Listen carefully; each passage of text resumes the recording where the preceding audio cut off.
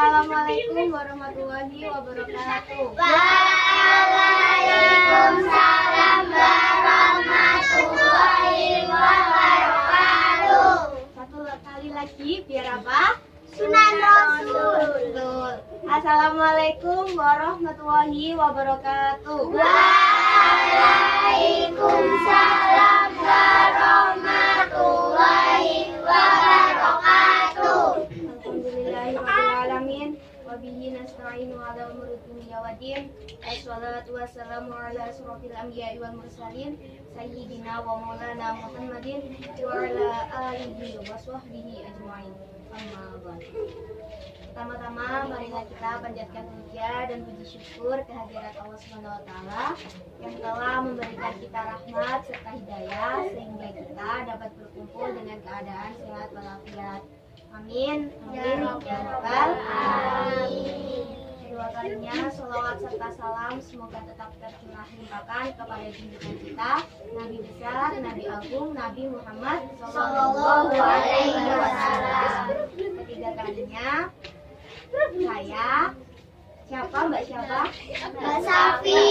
Ya, Mbak Syafi di sini mau ngasih sedikit pengetahuan mengenai ziarah kubur dan juga mengajak orang untuk berbuat baik.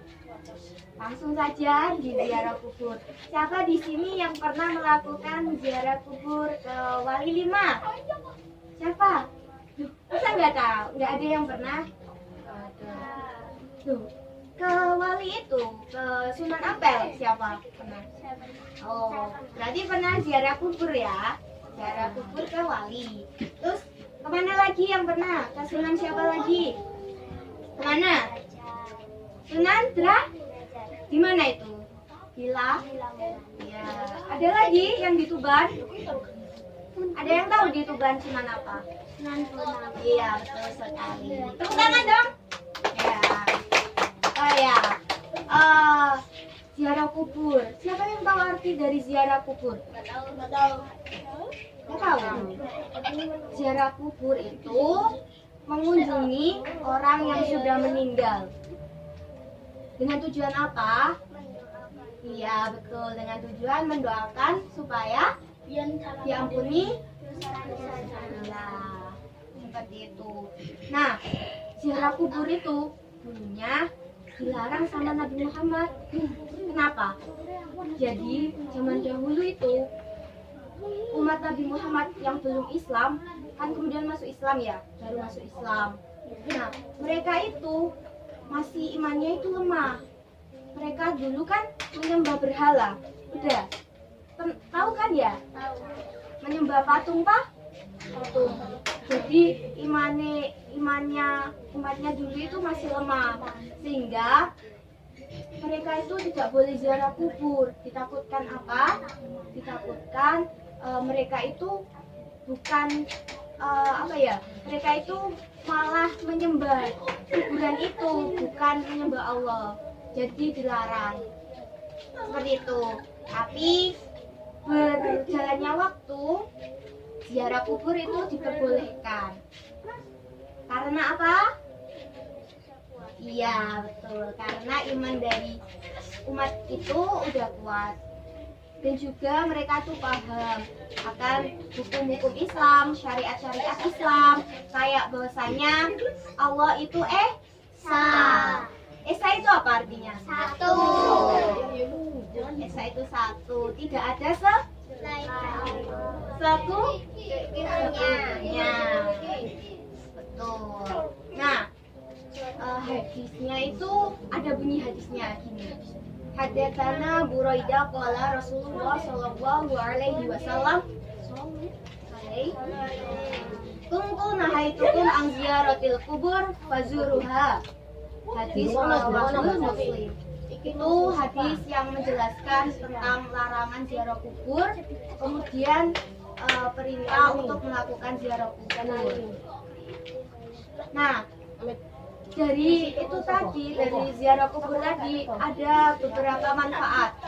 Ada yang bisa menyebutkan manfaat dari ziarah kubur apa? Ada. Mbak Erika tahu? Ya, kalau orang ziarah kubur itu biasanya itu ngapain? Berdoa ya. Nah, berdoa meminta ampun dengan tujuan apa ya? Mereka itu berziarah kubur itu untuk mendoakan. Selain itu, dengan ziarah kubur mereka dapat manfaat. Manfaatnya apa? Mereka bisa mengingat kematian. Kematian itu bisa datang kapan saja dan dimana saja. Ada yang tahu artis Vanessa Angel? Yang Tahu. tabrakan itu? Tahu. Di mana? Di tol Jombang. Itu kenapa meninggalnya? Kenapa ya? Kecelakaan ya, kecelakaan tunggal. Itu Vanessa itu almarhumah Vanessa itu kan udah cantik ya, masih muda, kaya. Tapi kenapa kok bisa meninggal? Karena sudah takdirnya. Nah, tujuan dari ziarah kubur itu mengingatkan kita bahwasanya kematian itu pasti ada dan pasti datang. Entah itu masih muda, cilik, wis gede, tuwek, enom, sugih, melarat, gak peduli. Wong mati iku mesti teko. Mangkane iku awake perbanyak ibadah. Nah, ada 3 amalan yang bisa membantu kita di kuburan saat kita sudah meninggal. Apa itu? Yang pertama amal soleh atau amal jariah. Contohnya, Mbak siapa namanya? Mbak Nabila. Mbak Nabila ini pergi ke pasar ya. Pergi ke pasar terus ketemu sama pengamen. Nah, Mbak Nabila ini memberikan sedekahnya, memberikan uang 1.000. Nah, Mbak Nabila ini dapat ganjaran, dapat pahala dari apa yang dilakukan Mbak Nabila. Terus yang kedua, amalan yang kedua yakni doa anak soleh kepada orang tuanya. Jadi adik-adik di sini kan kalau pulang ngaji kan ada doanya. Gimana itu doanya? Bismillahirrahmanirrahim. Allahumma firli dunubi waliwalidayya warhamhuma kama rabbayani shaghira. Rabbana atina fid dunya hasanah wa fil akhirati hasanah wa qina adzabannar. Amin ya rabbal alamin. Nah, tahu artinya? Artinya itu doa untuk meminta ampun untuk orang tua kita agar dosanya diampuni karena sudah mendidik kita, sudah merawat kita dari kecil sampai sekarang besar. Terus amalan yang ketiga yakni ilmu yang bermanfaat. Sampai di sini belajar ngaji di siapa? Di Deti. Nah, Deti mengajarkan kalian ngaji kan? Nah, sampai mengajarkan Deti ngaji. Terus sampai dapat ilmu ya, ilmu dari Deti. Terus sampean tadi kan dapat ilmu dari Deti, sampean amalkan di teman-temannya sampean. Terus teman-teman sampean diamalkan di orang lain dan orang lain. Nah, itu tadi dapat amalan. Jadi dapat amal yang tak terputus karena sudah memberikan ilmunya. Seperti itu. Nah, sekarang Mbak Pi mau memberikan pengetahuan mengenai mengajak orang lain untuk berbuat kebaikan. Nah, ada yang bisa memberikan contoh tentang berbuat baik kepada sesama? Ada yang tahu? Ada yang bisa mencontohkan? Ya, betul, menasihati teman. Terus apa lagi? Apa lagi? Apa ini? Ya, saling tolong menolong, menasihati untuk kebaikan. Terus apa lagi? Ya, menasihati itu apa? Memberitahu yang baik. Berarti contohnya apa? Tidak boleh membuang sampah sembarangan. ya. Terus apa lagi? Kalau tidak boleh bertengkar. Kalau ujian tidak boleh apa? Tidak boleh contek. Iya. Terus apa lagi? Ada yang bisa memberikan contoh? Anak sing iso ngekei contoh? Apa maneh? Apa maneh? Tidak boleh mencuri.